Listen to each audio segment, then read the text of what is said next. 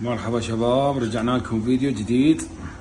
طبعا هذا واحد من الفرخات اللي عزلناهن قبل تقريبا 8 ايام.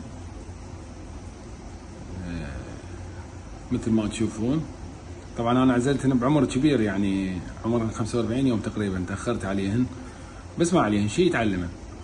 فهذا احد الافراخ اللي عزلناهن. هسه اراويكم شلون ياكل،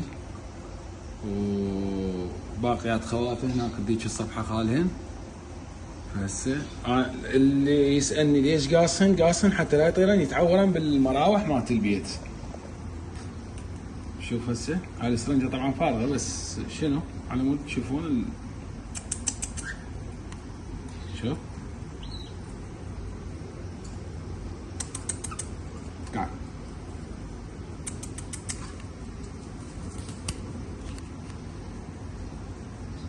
هنا طبعا شبعانات سنة ممكن طويل، ما صار لهم ساعة. فمثل ما شفتوا طريقة التأكيل بالسرنجة، وانا اوكلهن اسوي لكم مقطع ثاني يعني خلال هاي اليومين ان شاء الله ننزل لكم مقطع فيديو جديد. طبعا هذا ابدا اراويكم. عندنا ذني الزوج نفسهن امهات هذا الفرخ، وخواته الباقيات اللي موجودات هناك هسه اراويكم اياها. هذني هن خوات هذاك الطير، وهذني امهاتهن.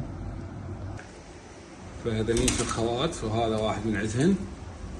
منتظر الامهات حاليا يبيضن، يعني خلال هاي كم يوم ما اعرف انه يعني جاي زاوجن، بس ما بعد اللي هسه ما بيضن، بعدين كم يوم بعد.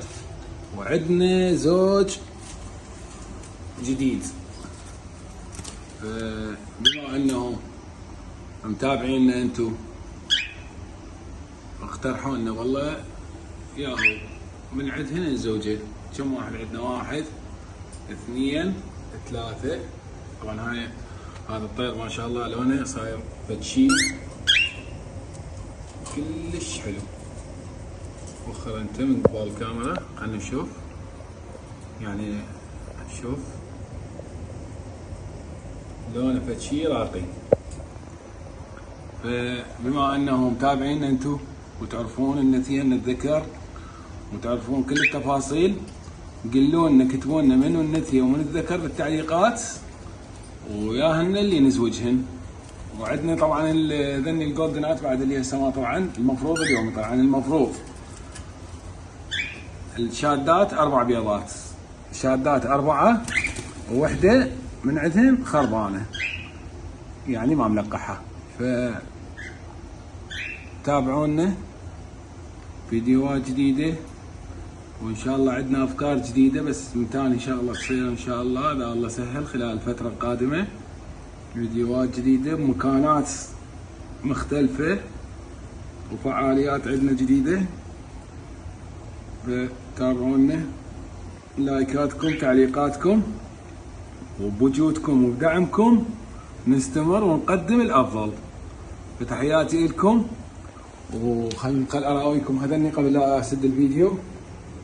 المفروض طبعا اليوم بس بعدهن لحد الان ما طلعت. من نادي اللي يجوز يبشر اول واحد من عندهن، فننتظرهن ان شاء الله ونشوف. والله شوي اخي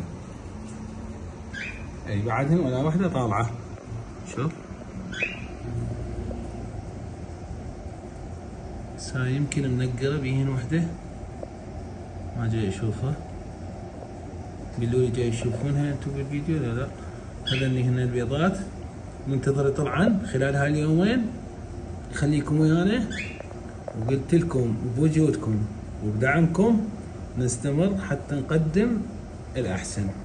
تحياتي لكل المتابعين الجدد والقدامى.